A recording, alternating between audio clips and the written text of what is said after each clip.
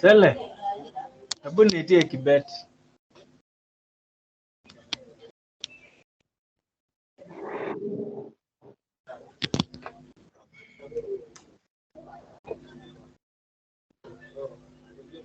Okay, good morning, everybody. Karibuni sana for this session. We are excited and looking forward to an engaging conversation. Thank you for creating and making time for this. Karibuni sana. So we will start with a word of prayer from Lillian. Then we get right into it.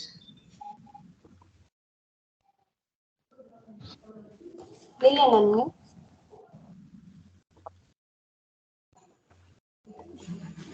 Okay, sorry about that. Let's just let Lillian unmute. Iko sawa. Okay, Lillian. Good morning. Okay, we are going to believe and pray.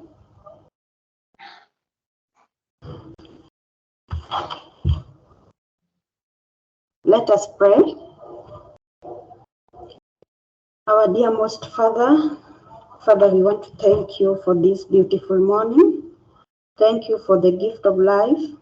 Father, we thank you for this opportunity to come together for this meeting. Father God, we are asking you for your presence. May you start with us. God, guide us in everything we are going to say. And if the meeting ends together, Father, we shall thank you and glorify your name. For in Jesus' name we pray and believe. Amen. Okay, thank you, Lillian. We want to start with a brief introduction.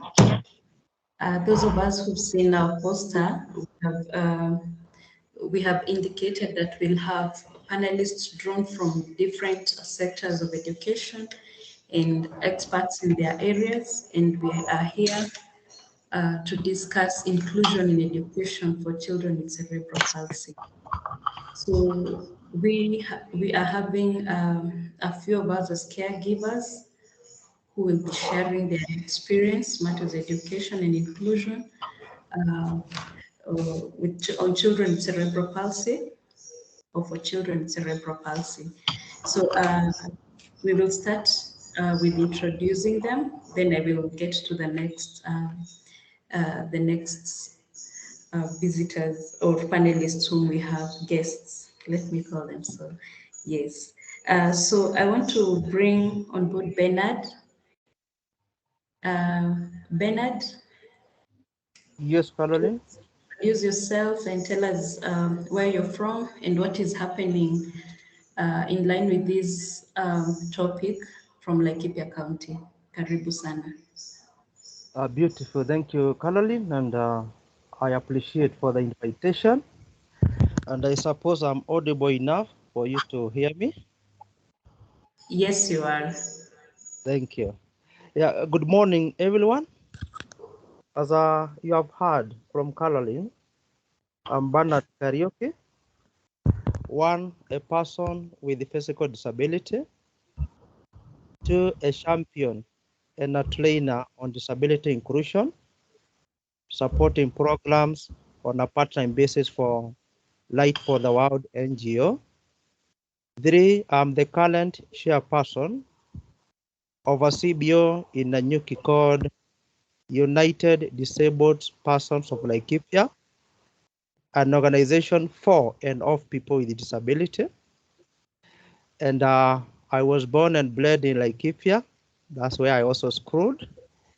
And basically, going to the topic, Yes, there's a common saying that you normally use as Kenyans, vitu kwa ground ni tofauti, which to me is very, very much true in respect to the topic that we are discussing today. Reason being, I think we all understand that disability needs are individualized and are specific to the individual. And so when it comes to our children with the cerebral palsy, having been done the assessment and their needs are known, rarely do you find the good school for them to fit in. And even if you are to get, these schools are expensive and they are very rare to find. And so you find that parents normally struggle a lot to have secured a school to let their children be admitted. And there are so many cases at point that I can refer to. For example, currently, there is a child with a cerebral palsy whom I'm supporting the parent to try and find somewhere the boy can be enrolled so that he can benefit from therapy services and some ADL skills. And for the last, from December, we have been looking for a school in Nairobi, in Laikipia, in Melu, and most of the schools that we have happened to go or requested the parent to visit. The report is that they cannot enroll the child because of the specific need the boy has. And so it is a challenge, despite that we have the legal instrument, we have the policies promoting this. But when you go to the ground, it is basically a totally different issue. And I think there is a long journey that we are still to go, although we have started the journey. And it is high time for the key stakeholder and key players in the field to come together, listen together, and try to see the way forward on how we can support this parent so that they are able to find school to have their children enrolled. That's all from me, Caroline. I'll be maybe engaging later or responding to any question. Thank you very much. Okay. Okay, thank you, Bernard. Maybe just to throw in a question to you on where do you take the children for assessment? We have the government institution called IAC. They normally do assessment because it is a government institution, and they're the one, they normally identify the specific need of the child, and they also give recommendation to which kind of school or institution the child can fit. But those institutional school, they are kind of to capacity, and there are very few, even if it is locality. And if you get one, it is very far. Then my question arises, how will the parent be commuting, either to take the child to the school or to go and see the school, bearing in mind disability and poverty, they are identical twins. So these parents are very needed. And the issue of saying that the parent will have to travel far and at the same time meet the specific and expensive need of the child and also the family, it becomes a very heavy luggage. Thank you. Okay, thank you, Bernard. I think that is quite elaborate. We have with us Wambere from Naivasha. Wambere, good morning.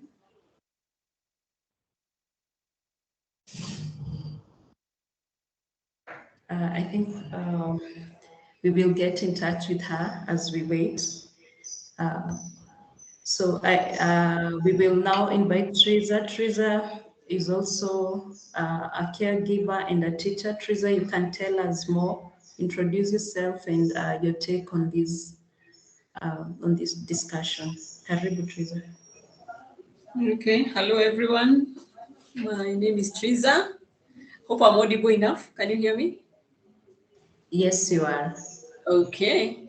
My name is Teresa, and yes, as you said it, I am a caregiver also. I'm a special needs teacher, and I also love talking about special children, and in this case, Cerebral Palsy. I work at Cerebral Palsy Society of Kenya. This is an organization of parents. It has existed for around 26 years. We are taking care of special children, mostly cerebral palsy, so we also have autistic children with us on and off, and I'm happy to be in this discussion. Thank you. Karibu sana. Maybe Teresa, you can tell us more on this topic on inclusion in education, basing from your experience and also, as a teacher and as a caregiver.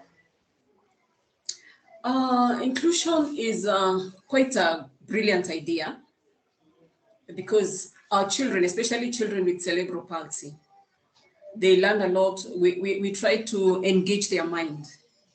And when we're engaging their mind, that means what they see is what they will do. But it has been very difficult to embrace it, because of just like my colleague said, Bernard, the individual attention that sometimes these children require. When they go to other public schools, there are some limitations to attending to these children. So you find if a child is severe, okay, those ones who are mild and moderate, it is easy to take care of them in a public school. But if a child is severe, it becomes very difficult for them to cope in a public school. And that is why sometimes an organization like CPSK has decided to take them on board, not because it may not look like the right thing to do, but because of the kind of attention that they require. The teacher in the other school already has too much, even to cater for, and then is not able to take care of this child with cerebral palsy. So the severe ones, especially the severe ones, and even the mild cerebral palsy, they still need their own time, there's a kind of an extra attention that is required for them that you don't get in a public school.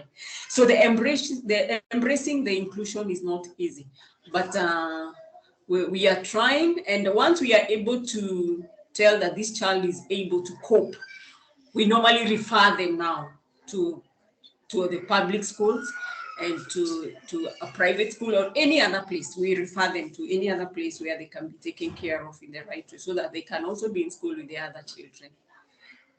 Thank you. Okay, thank you, Teresa. At this point, I want to bring on board, Mr. Peter Mushero, to also introduce himself and give an input on the same. And then we will go to our representative from Kise, Trufena Mbeki. So Peter, karibu sana. Thank you.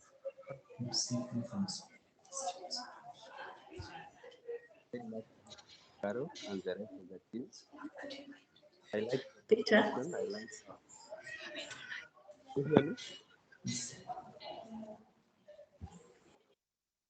I think Peter, you're with us? Hear me now? Yes. Karibu.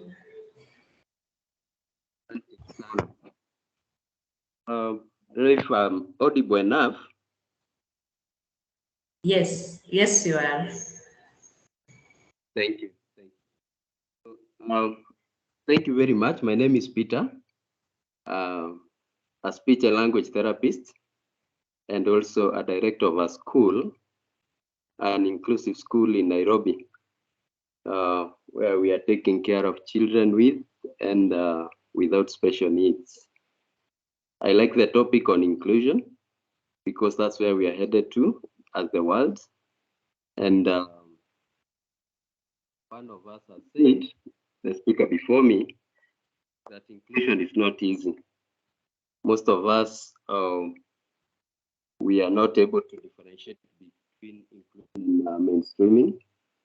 Here we are talking about inclusion, and inclusion is about meeting the child's needs in a very less restrictive environment, and within the services are provided at the where the child is. So a kind of what I've observed currently is that there is a decline of children with cerebral palsy looking for schools. So my question is, and the panelists will help me to answer this, is there a reduction in the diagnosis of cerebral palsy in Kenya? Because we rarely nowadays see children with cerebral palsy looking for schools. Number one, I would say that we need to create more awareness.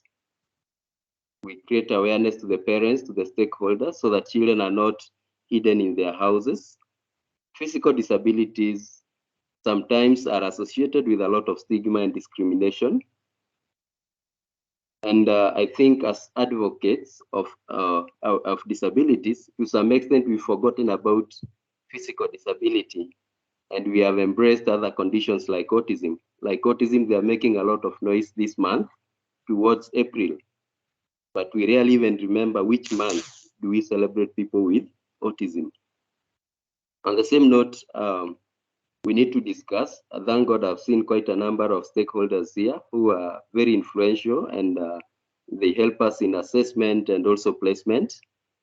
After you do the assessment and also send the child to us, you also need to help us in learning support system. We need to come up and discuss about the learning support, because as one of us have said, it's very difficult to include a child with cerebral palsy because of their diverse needs.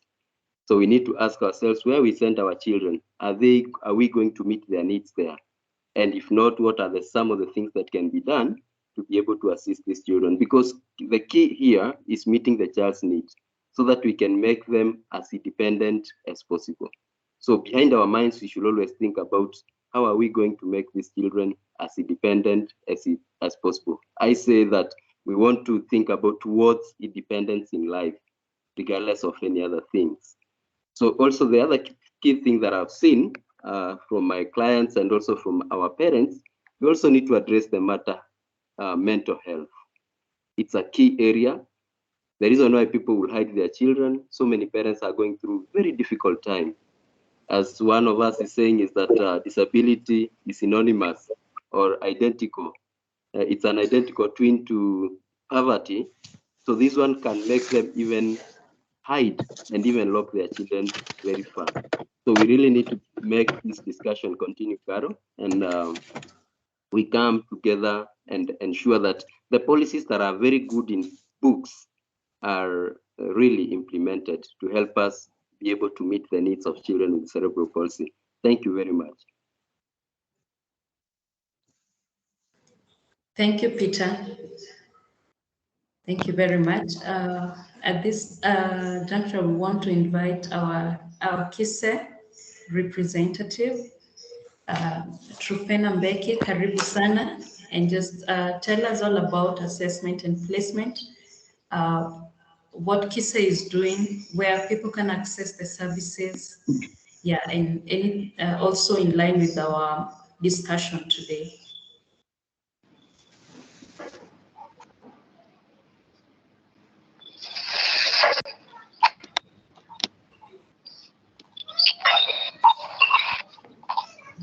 Trufena?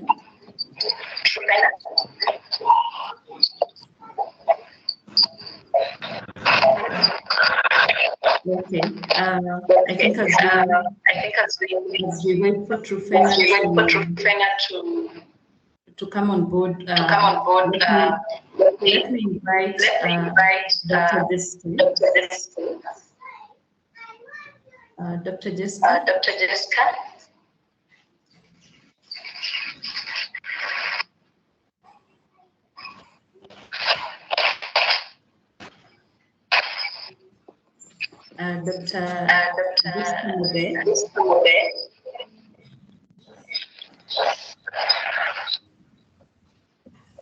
Thank you very much, Catherine. Caroline.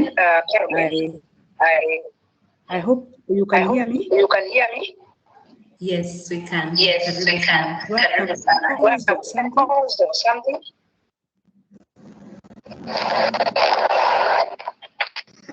Because I just hope I'm not. I don't have echoes. Echoes. There's an echo. So now I want to say my name is Dr. Jessica Mode, teaching at Kenyatta University, Department of Early Childhood and Special Needs Education. And in KU, we train teachers who deal with the persons with disabilities. We have programs like your diploma, B.Ed, Masters, PhD, and all those people can be able to deal with persons with disabilities, all kinds of disabilities, cerebral palsy inclusive. On my side, I'm a consultant psychologist and a counselor with a special needs background. My area of specialization is actually psychoeducational assessment and learning disabilities. And I'm involved also in private practice with a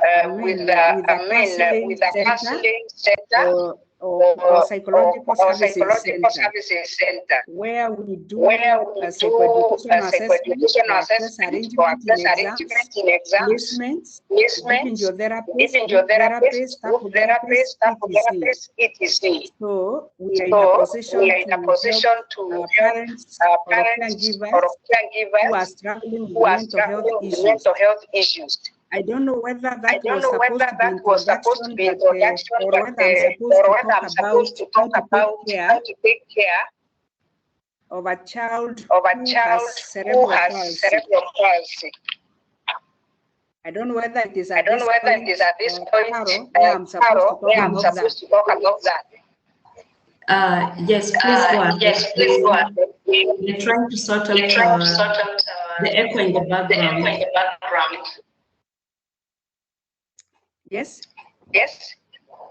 Yeah. We can go ahead as we sort out. Go ahead. I just want to say that this is a child with special needs like any other. And doctors and your therapists will do a lot. As a parent, we have a role to play to make the child's life easier. And with the cerebral palsy, it will affect people in different ways. Not two families can claim to have the same experience. But some children may have mild cerebral palsy, others may have severe CP. And therefore, I would like to mention a few ways in which the parent can actually support this child. One of the ways is that the parent, as a parent, one needs to be the child's therapist at home, and help the child exercise at home, help them stretch their muscles, build balance, and if the child has pain, they can also be massaged. We need to help the child actually learn some of the basic techniques on how to do that by themselves, if possible. Number two is that we can help them be active. That is, we help the child walk if they can, play and move as much as possible, teach them new skills. If they may use their muscles in different ways, and we can also make them active, to strengthen their muscles. People who are active actually seem to have fewer health problems. That is what we know. Number three, we can help the child broaden their world of view. That is, The parents can be involved in taking them to museum, work on art projects, listen to their types of, listen to all types of music, and playing games together with the child, and sometimes create your own game, and give the child a chance to take an active role in what you are trying to do. Number 4, we can also focus on the diet of the child as a parent. That is serve health food that can strengthen the bones and muscles. And some children with cerebral palsy may have weak bones, so it is a responsibility.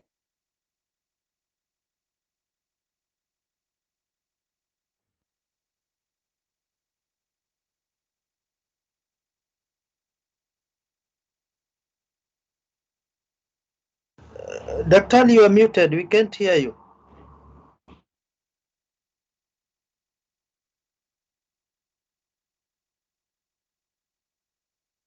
Dr.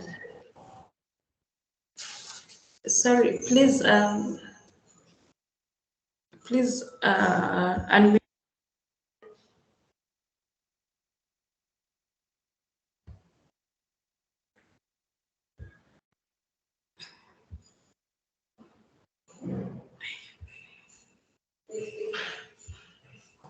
Dr. Jessina? Dr. Jessina? Dr. Jessina, please unmute.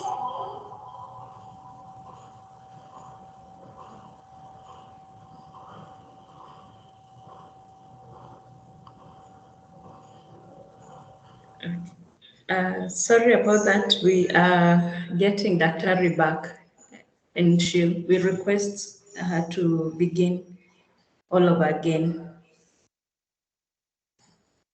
Just in a few, Dr.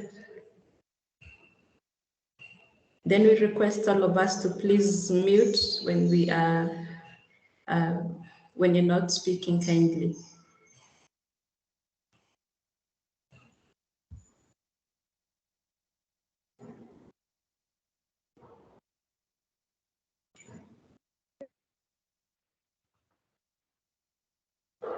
Just give us just a few minutes. Okay.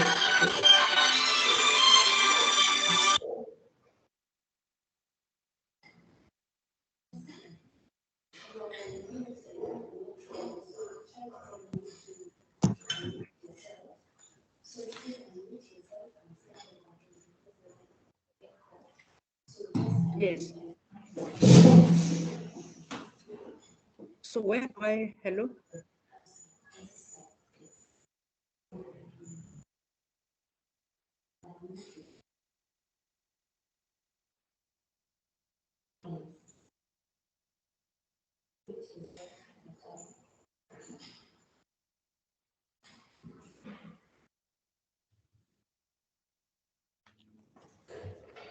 Sorry, Sana.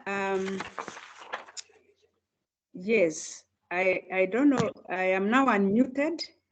So sorry, Grace. Now, I said I'm Dr. Jessica Muthe, teaching at Kenyatta University, Department of Early Childhood and Special Needs Education.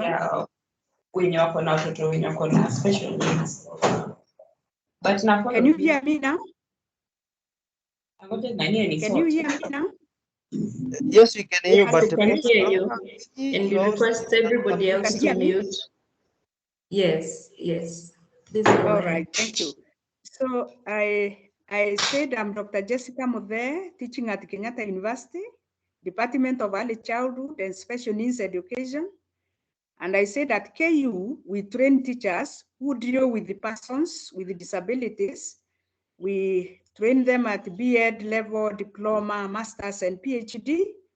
And on my side, I said I'm a consultant psychologist with counselor with special needs background.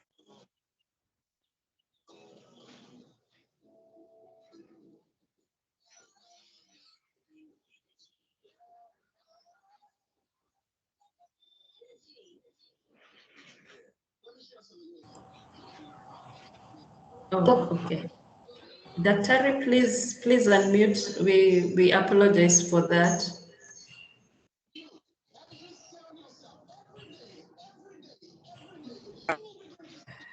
Sorry, Daktari. We apologize for that. Oh, my God. Now we can hear. Yeah, so I was giving a few tips on how to take care of a child with cerebral palsy. And I said this is a child with special needs like any other. Doctors and your therapists may handle much of the treatment, but as a parent, you have also got a role to play. I said cerebral palsy will affect families in different ways or children in different ways. No two families have exactly the same experience, but some children may also have mild CP, while others may have severe CP. Now, I would like to mention just a few things. One, be your child's therapist at home, yourself as a parent. And how do you do that?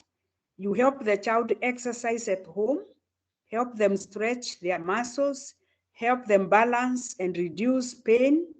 If the child has pain from muscle spasms, massage them as much as you can. You will also be required to learn some basic techniques as a parent on how to do that. Number two, you help them be active. Help them walk if they can, play and move as much as possible with the child, or teach them new skills if they may use their muscles in new ways as you teach them, and then be active. This may strengthen their muscles. Being active may strengthen their muscles, and it may also help them to lead to fewer muscle spasms. People who are active may actually face fewer health issues, as we all know. Something else is that you help them expand their mind, help the child broaden their world of view by maybe taking them to the museums, working on the art projects, if there is any, you can create some, listen to all types of music with this child, playing games together, create your own game if you can, and give the child a chance to take an active role when you try new things with them. And the fourth thing I said was focus on diet, that is, serve healthy food that can strengthen the bones and the muscles of the child. Some children with cerebral palsy may have weak bones, that is what we have noted, and your physician may prescribe medicine, but calcium-rich foods may help the bones strengthen. So it is important as a parent that you try your level best to focus on good diet for this child, especially calcium-rich foods. Number 5, you keep a bright outlook as a parent. A child with cerebral palsy won't be able to do all things like the other siblings or their peers, but they shouldn't be made to get very upset about that. So as a family, you try to help them, the child realize what it is that they can do best, and you try to encourage it. Keep yourself positive as a parent, that is, have a positive attitude as a parent. Help the child also to keep a positive attitude. And if the child gets depressed at any one point, because it can happen, or even yourself, you are advised to seek mental health care services, and they are available in counseling centers with, psychologists and counselors. Number 6, get to know other parents. Create a board with other parents. That is, you look for parents who are who are facing the same experiences with you. Try as much as possible to form a supporting group or to get involved in one. Build friendships and share your issues with each other. Encourage others to move on with life and give each other information as much as possible. You can even give each other books. You can have forums. You can suggest therapists, physicians, counselors, occupational therapists, speech therapists that you know for each other. And this might actually lift your spirits in tough days, because bringing up a child who is special needs is not an easy job. You can all agree with me that it's a very difficult thing. Therefore, you need this support group to help each other. Normally, something that happens when one discovers that they have a child who has a special needs or a child with a disability, a parent goes through a series of reactions. One of them is denial, anger, fear, grief, guilt, confusion, powerlessness, and finally they may end up with relief. So for you to get through these stages, a supporting group can be very, very important.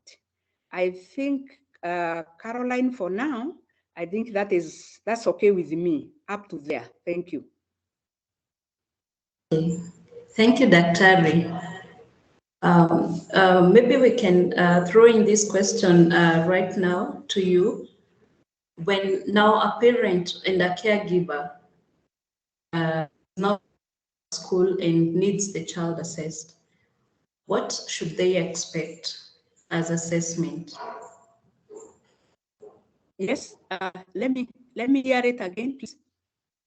When a caregiver is now ready to take the child to school and the child needs to be assessed, what should the parent expect, or the caregiver? What entails assessment? Okay, what entails assessment? Yes. I think once a child has been identified in the school or even by the parents that they have a problem, they need to be taken for assessment. This assessment is where, for example, in Kise, I'm sure they are doing public or government, for government assessment. The child is booked for an assessment. They meet an assessor who actually tries to identify what the problem is. And once they are able to identify it, or they screen using tools that they have there, if they are not able, they should be able to refer the cases, for further confirmation. But once they screen at the Kise, they should be able to point the parent to the kind of a problem the child has. And once this child has been confirmed also by the psychologists and the medical doctors that they have the problem, they should be placed in a normal situation. They should be placed to a program where they can get help. I don't know how many programs we have for cerebral palsy. Probably I am not in the ground to know that one, but I know once they are identified, assessed, they should be also placed in a program where they can get some help.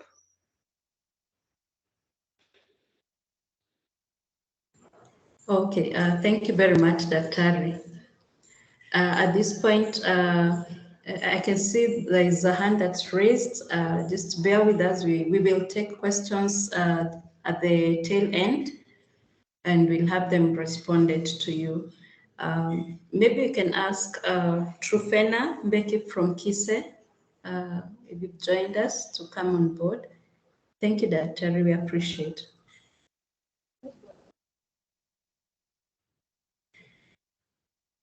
Trufena?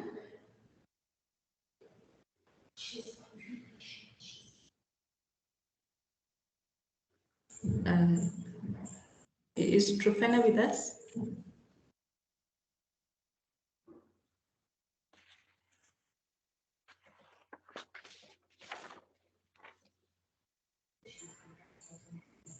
Okay, let's just call her while we go on. Okay. So while we wait for Trufena from Kise, we have one of us called Wambere, who's living with cerebral palsy, and she's actually a success story from Naivasha. Wambere, you're with us?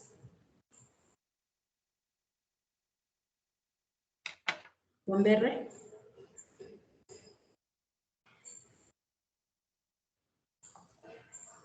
Wambere, can you hear me?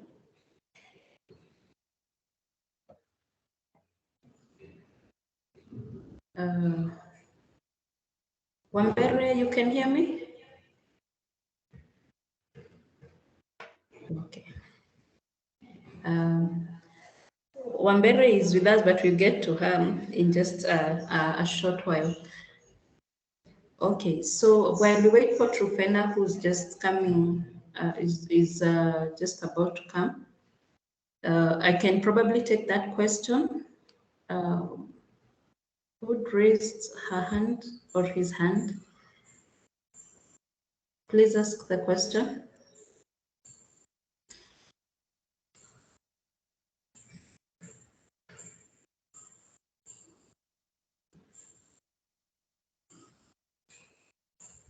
Who raised the hand? It is your opportunity now. All right. Okay, as we move along, please let me invite Mr. Makwata from National Council of Persons with Disability. And we want to apologize for IAC representative. She was not able to join us today, but I believe we will have every question answered.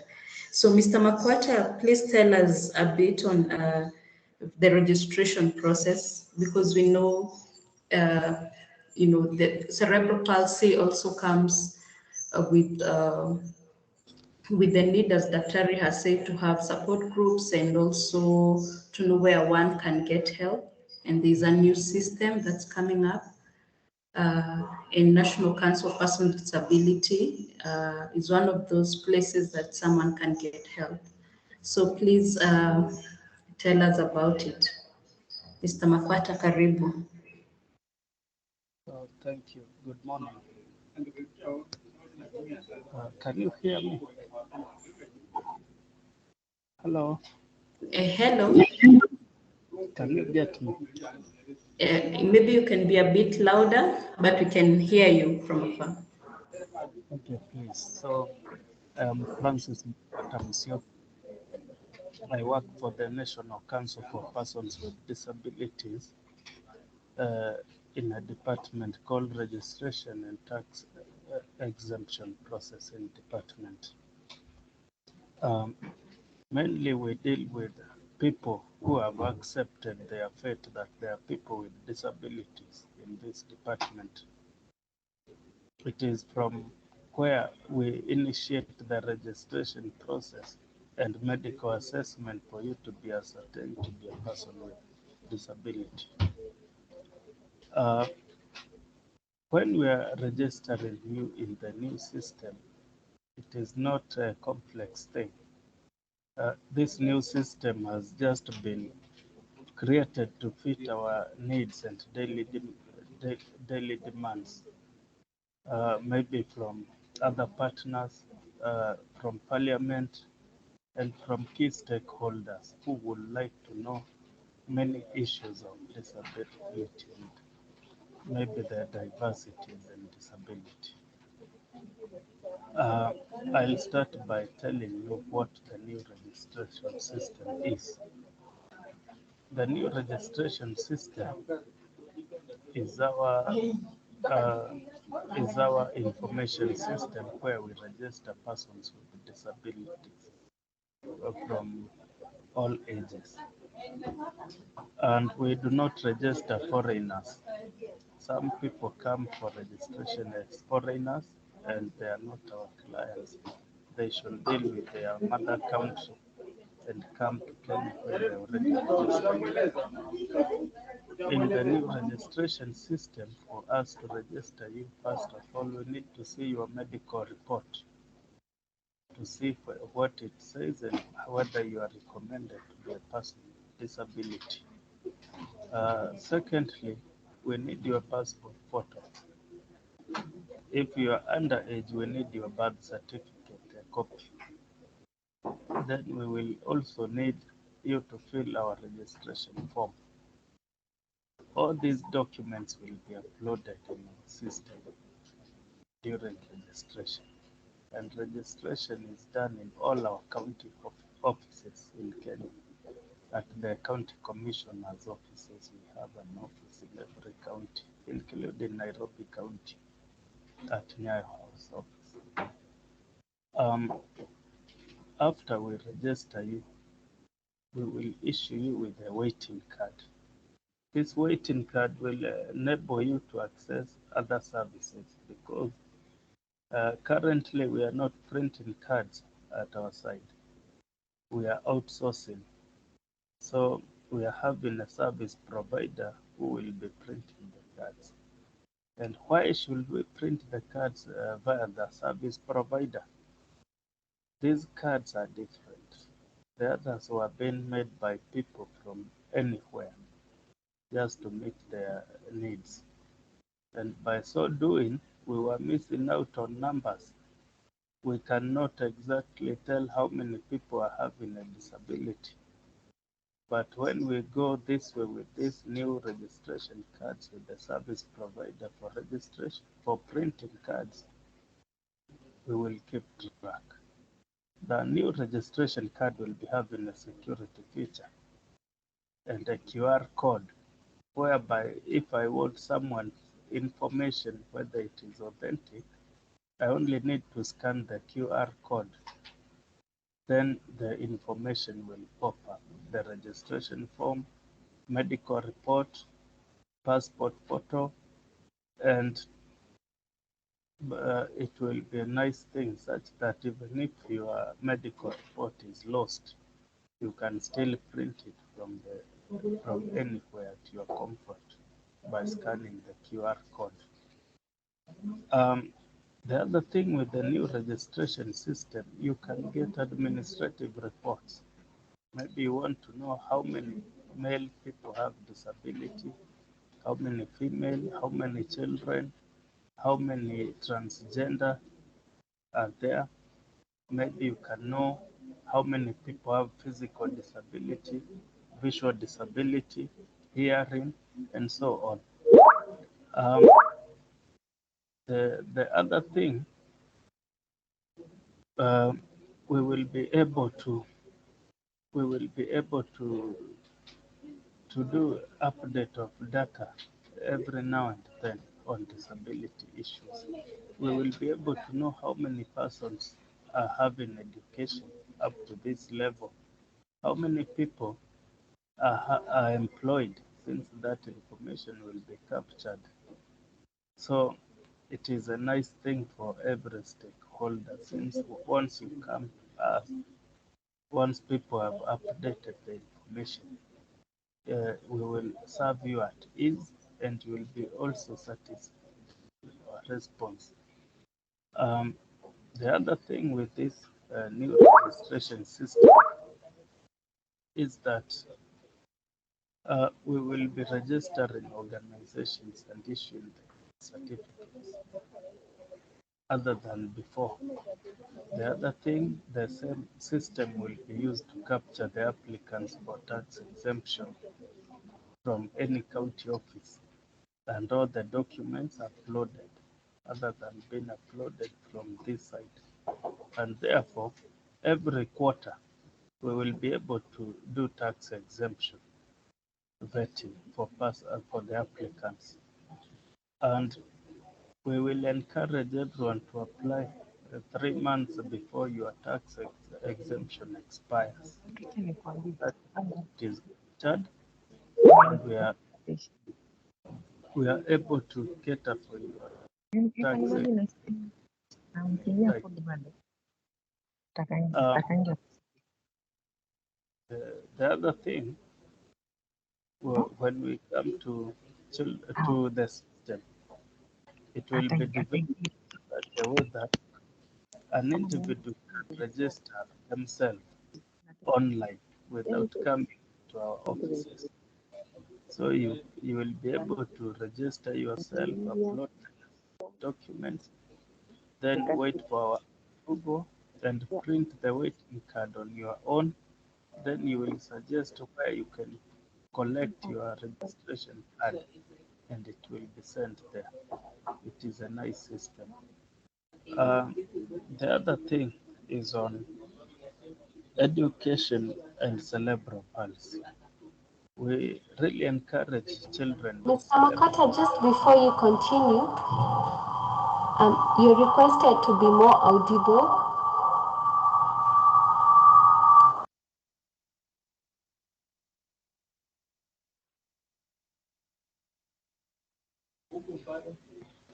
Can we continue? Yes, please. Now on cerebral palsy and education,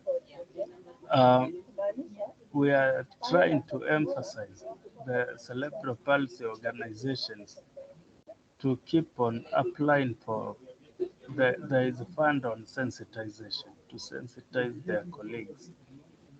And we also encourage them to utilize physiotherapy and occupational therapy services for improvement purposes, and also nutrition. We've recommended persons with cerebral palsy to be considered for cash transfer, the Inua Jamii Fund, such that they're able to substitute on their nutrition and keep on improving via therapy. The other thing, we encourage them to go to school because schools improve people with cerebral palsy by hardening and getting familiar with the environment. At school, not everyone will take you the way you want to be taken care of. Others are rough, others are over social. So by so doing, these people keep on improving. That's why when you go to employment field, you find persons with cerebral palsy who are employed, working for income. They're having families simply because parents took them to school where they grew, they developed, and they became familiar with the environment and can interact with it on their own. Parents must know that they'll not be alive the entire period of their child. Maybe a child can die or a parent can die. Then if a parent dies before the child, who will take care of this child? The child needs to get familiar to the environment, and we support the education via our programs department. We pay for them school fees, and we encourage parents to keep on applying and not to regret. The other thing, we are issuing with assistive devices, the special that suit, and we encourage them to come forward and look for that they are right.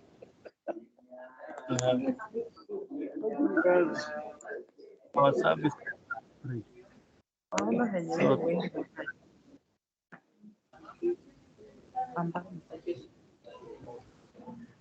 Mr. Makwata, we have lost you. I'm done. Oh, you're done. Okay. All right.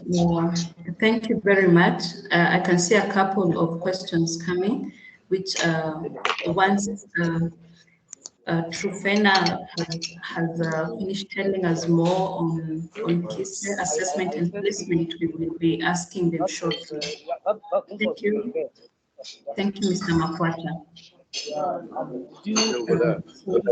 Trufena from Kise, are you with us now?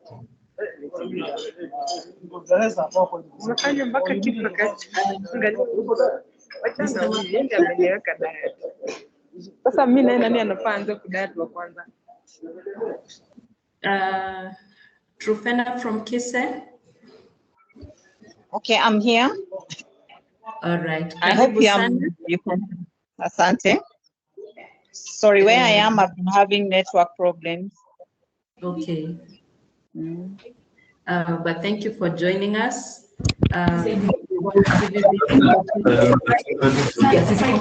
Hebu niongezee volume yako. we want to give you this opportunity to tell us about assessment and placement for children with cerebral palsy. Okay, when I looked at the program, the question was a bit tricky because where to start is quite broad and it have different answers depending on the perspective you are asking it from.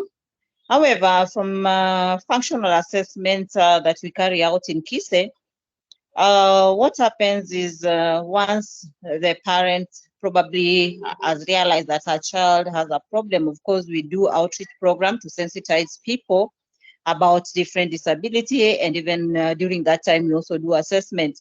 But the assessment that is done at KISE, it starts with booking. So at first, the first thing that a parent or a caregiver or does is book for that assessment. So once they've booked for assessment, because we have several clients, then they are given a date when they'll come for the assessment. So when the child with a parent comes, the child with cerebral palsy, we carry out assessment.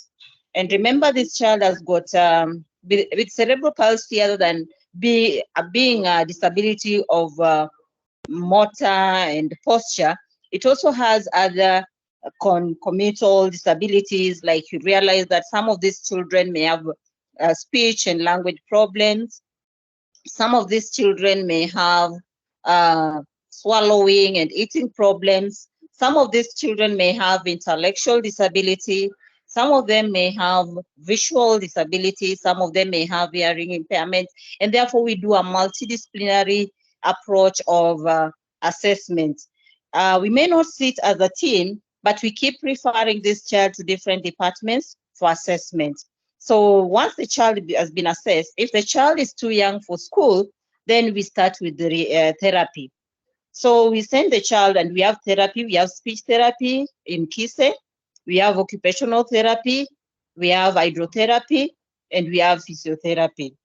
So we'll refer the child to a physio or occupational therapist or the hydrotherapist or speech therapy, depending on what the information we've gathered, because basically assessment is the process of gathering information for the purpose of making an informed decision. So depending on the information that we've gathered, we may refer the child for assessment for physiotherapy, or assessment for occupational therapy, or assessment for speech therapy, or even assessment for vision, so that we can advise accordingly if the child probably needs aid to help the child see well. So that's what we do in KISE. And of course, for placement, we place in either, depending on the disability, and we know that now there are reforms in the curriculum. And we have the CBC curriculum. And CBC curriculum offers two pathways. It offers the age-based curriculum with adaptations and the stage-based curriculum for children with severe disabilities. So children with severe cerebral palsy fall under the children with severe disability whose primary disability happens to be mental disability. So these children, for example, those with severe cerebral palsy who have also mental disability are placed in age-based curriculum. And those who have mild and moderate are placed in regular or age-based curriculum with adaptations. We work hand in hand with the special schools and regular schools, but one challenge we've had, regular schools are not accepting these children. I think one is because of lack of knowledge. They don't have awareness of who these children are. Two is probably lack of staff to cater for these children. Some of these children may need a learner support assistant to help this child in daily activities, because some of them have not acquired activities of daily living, like toileting, like feeding, like even dressing. And therefore, they may find it hard to allow this child to be in this class because they don't have support mechanisms that will enable them teach this child in this class. Or they may lack the training in special needs that will enable them to support this child in the age-based curriculum. So in most cases, we tend to place these children in special schools because there are no mechanism within the inclusive setting that will support this child fully to be able to learn effectively in the regular school. So for those with severe disability, as I said earlier, those with cerebral palsy but have severe cerebral palsy, they are placed in the stage-based. Currently, in the education sector, we are advocating for every school, especially for children with disability, to have a learner support assistant. This is like the teacher aid that we had earlier. And even in regular schools, if they can provide the learner support assistant to be able to help the teacher to manage the other needs of the child as the child goes through education, because you realize not all these children have mental disability in as much as there are other disabilities that comes with cerebral palsy. I don't know whether I've covered the context that you wanted me to cover. Thank you, Trufena. Yes, you have covered quite a bit. I would just ask for that caregiver who's mashinani, who's in a place where they need to access the schools. How can they go about it? They cannot come to Nairobi. Does IAC do the same? Okay, thank you for that question. Actually, KISE is a national assessment center, a functional assessment and rehabilitation center. Otherwise, in every sub-county in the Republic of Kenya, there is an educational assessment and resource center. And any parents can actually be able, the problem is the lack of awareness. However, their educational assessment and resource center in every sub-county in this country, where this person at mashinani can go for assessment and placement of their children. Okay, thank you very much. And earlier on, we had one of our guests, Bernard, talking about placement. They have tried to place a child with cerebral palsy, to take a child with cerebral palsy to different schools, having gone through that process. And most of the schools have not accepted their child. So in light of that, since December, and now we are heading to April, they've not found a school. What advice would you give to that caregiver? Thank you. It's so painful. It's hurting. I've come across so many cases. Even now, there's a child who was taken to a school, and apparently they refused to admit the child. I go through such. It's heartbreaking, actually.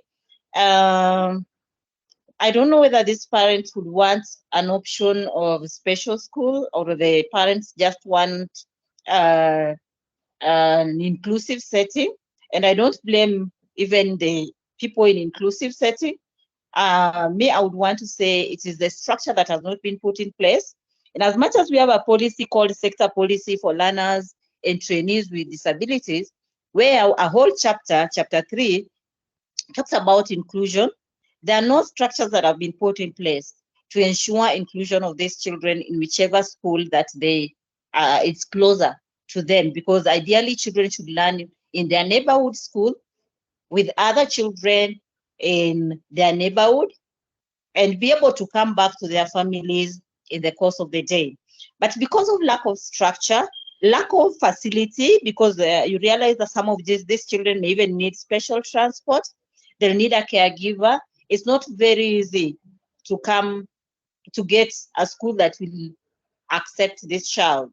And so sometimes it forces us to have just one alternative, which is and as much as yes, inclusion is the best, me being a person with a disability and went through inclusive schools, I believe inclusion is the best because it gives you a true picture of what the world is, because I always say there's no special world out there. There's only one world, which is for all of us, whether disabled or otherwise. So I would advise probably the parent could, where is the parent living? the parent is currently in Laikipia, but maybe after this we can link the Bernard and maybe yourself for further discussion on that. I agree because, you know, KISE is a referral, is a national referral assessment center. You could still come to KISE for assessment and placement. We could put our heads together because in KISE we are many and decide on the best place for the child. Thank you, Trufena. We appreciate that. You're welcome. So we have we have.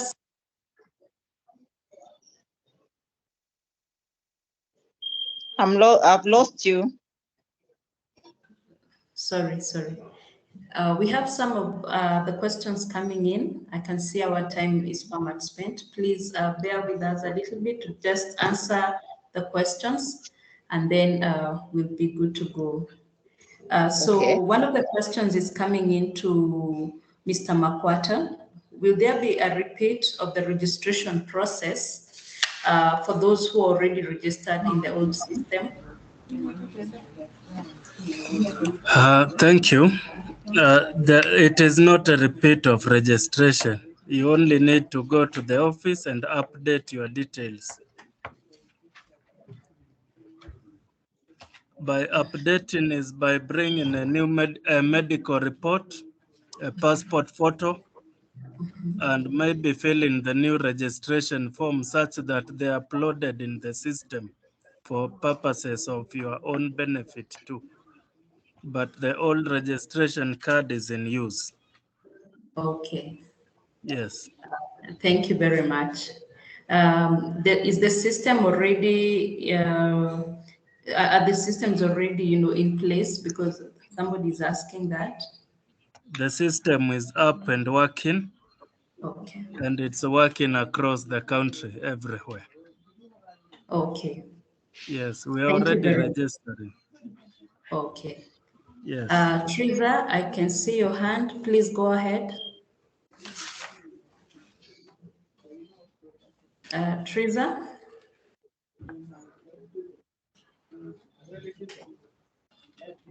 Teresa, ask the question. Yeah, I wanted to ask about the person from National Council for Persons with Disability about the school bursaries for our children, the children with special needs. How is it going on? And sometimes you don't get bursaries. What basically?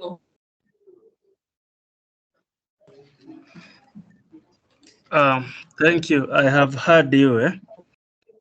Since third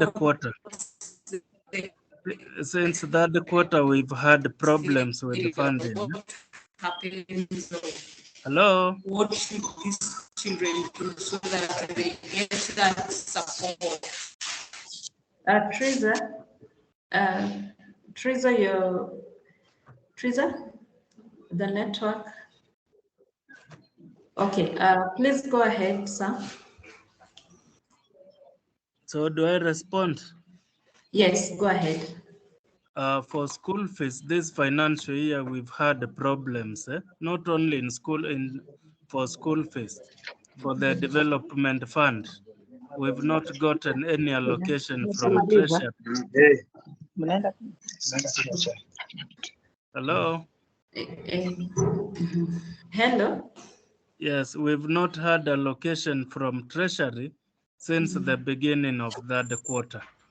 So we've gotten a lot of challenges with funding of our applicants for various programs, and we are sorry, since we are still following up with the cabinet secretary such that we can settle out issues of many people that are pending. Thank you. Okay, thank you very much.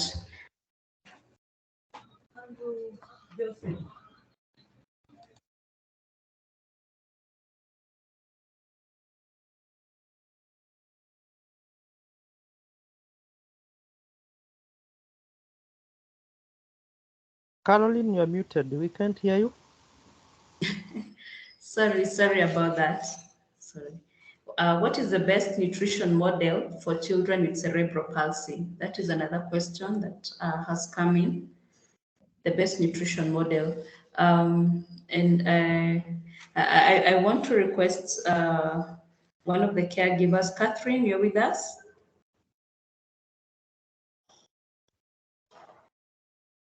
Okay, as we get a hold of Catherine, Mr. Peter Mushero from a therapist perspective.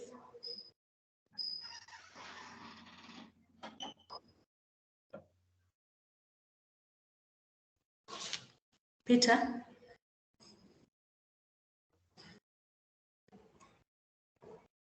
Okay, while we are getting a hold of Peter, we can get Teresa, you can answer that, or Teresa has left.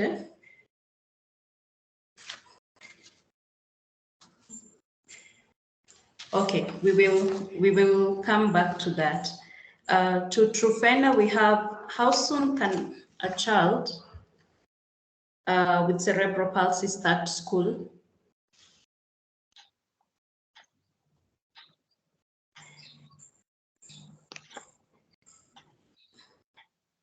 Trufena?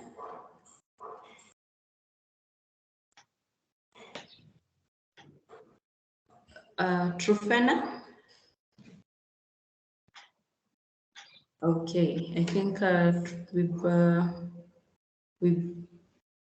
we have lost Trufena. Trufena, you're with us? Okay. What about Daktari?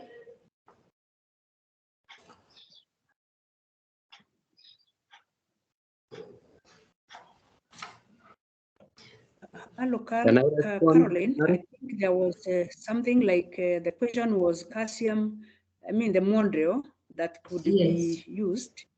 Yes. Probably I'm not a neutronist, but I would say calcium foods such as milk, yogurt, cheese, calcium supplements, fruits, juices, vitamin D rich foods such as fish liver oil, vitamin D supplement, milk, orange juice, and cereals could be considered. Okay. Thank you. I don't know whether I'm answering the wrong one, but the other one was on what? On how soon should a child with cerebral palsy start school? Well, the assessment would dictate. The assessment will actually, once the child is assessed, and the person assessing will be able to tell whether the child is capable of being placed in any program. But probably I would also want to ask, are there some specific programs now that we have in this country which can accommodate learners with cerebral palsy? Okay, thank you. I asked that one. I don't know of any so far, but maybe I could be guided. But the assessment, after the identification and assessment, it is possible to tell whether the child is really ready to be, put in a program or not, whether they need to, it depends on the age of the child also, and what they can, chronological age and the mental age of that child will dictate whether they can be put in a program or not after assessment. Okay. Oh, thank you. Thank you for that. Hi, Carol. Yes. Yeah, this is Peter. Yes, Peter, go ahead. You asked a question on swallowing, eh? Can you repeat the question? I was asking the question on nutrition model, which Daktari has given an input. Maybe also from your end, a question is in on the nutrition model for children with cerebral palsy. Thank you. For children with cerebral palsy, a speech therapy handles the issues of speech and also feeding and swallowing, to be specific. You realize that children with cerebral palsy, because of their muscles, the way they are made, they get a lot of feeding challenges. So the key here, what is needed, although it's quite a challenge, is we need to do a feeding and swallowing assessment, because these children are at risk of aspiration and choking. So what we need to know is that after the whole assessment, we go specifically to feeding so that we can get the best models for feeding the child. Some of them will need to feed using a specialized methods, because the key here, we want to ensure that the child is not aspirating and also the child is not choking. So we cannot force the child to feed like any other child. So they need someone to work with them. As much as they want the child to speak, like you've seen in the Kenyan tradition, where you hold the child's nose to let the food go. Yeah, the uji teremka, using gravity, that can be a very tragic feeding method. So what they need, as much as we are looking for the child to walk, as much as we are looking for the child to do other activities, also it's key to have someone, a specialist for this case, a speech therapist, but the challenge is that they are also not there to guide you through the feeding process. So you'll be advised on types of food to feed at what stage, because some of them will not go to solids, some of them are yet to start chewing. So that is the process. So we need to do a serious assessment on the feeding and swallowing of that child to ensure that we meet the child's needs, nutritional needs, because most of the children with the cerebral palsy, due also because of their challenge, you realize that they will have an issue with their diets and their feeding system, so which can also affect their growth. Okay, thank you very much. Thank you, Peter. Is there any other question? We're just about to come to a close. We will be posting the contacts for IAC and KISE, but if Trufena is with us, she can, Trufena, you're with us? Okay, I think Trufena has left, but we shall be sending the contacts just before we go off for IAC and KISE. Now to bring us to a close, we'd like to invite Wambere. Wambere, you're here? Okay, Wambere has left. She was one of our success stories, who is a teacher, and she's had to navigate through life with cerebral palsy, but has managed to actually be a teacher. So we had wanted to know how she did it, how did it happen, but she's not with us at the moment. So there's no other question. Thank you so much for joining us. May God bless you. And we are grateful to all the panelists and to all the caregivers and the guests who've taken their time to just come and listen in. I hope this has been educative for you and engaging, and we hope to get feedback from you. Otherwise, from us, thank you and God bless you. Thank you. Caro, before you go, say hi to Dr. Mudhe, my lecturer. So we're in this together, yeah. Okay. Thank you very much, Musheru. I can hear you are here, and you are director of one of the programs, and I'm asking how many programs are there in Kenya? I know yours is one of them, and the parents who are here, they can send kids there and you help them. Thank you, Daktari. Thank you. Okay, Dr. we will get that, unless Malim, you have some, Peter, you have some of those, just to mention a few, even even as we come to an end. The programs for children with cerebral palsy? Yes.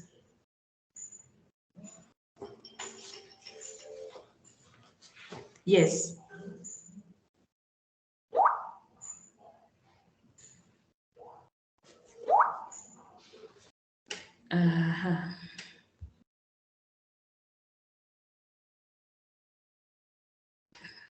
Can you hear me?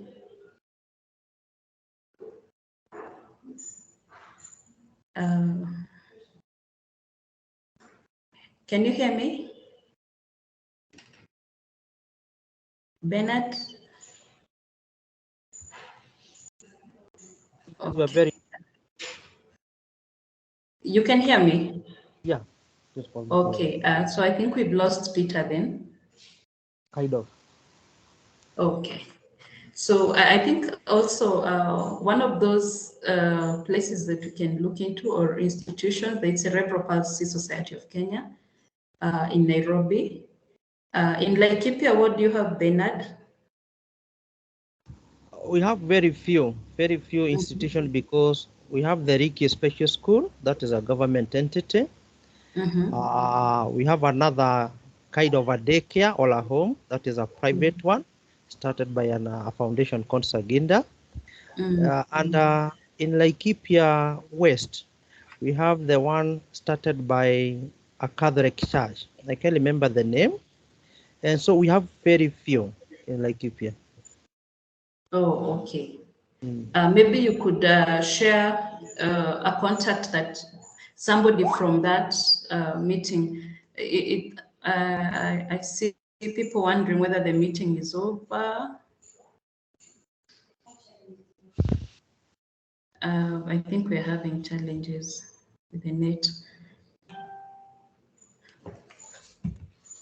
All right.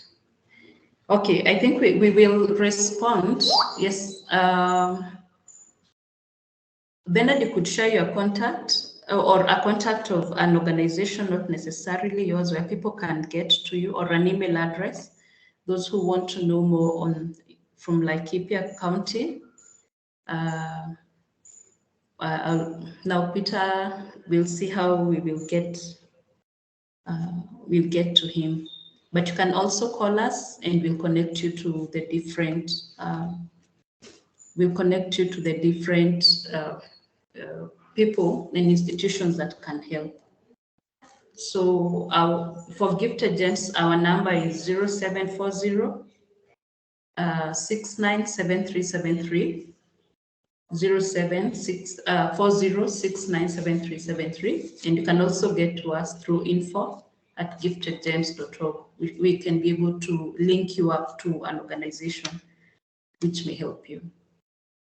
All right, thank you very much, and God bless you all. Thank you. Bye-bye for now. Okay, bye.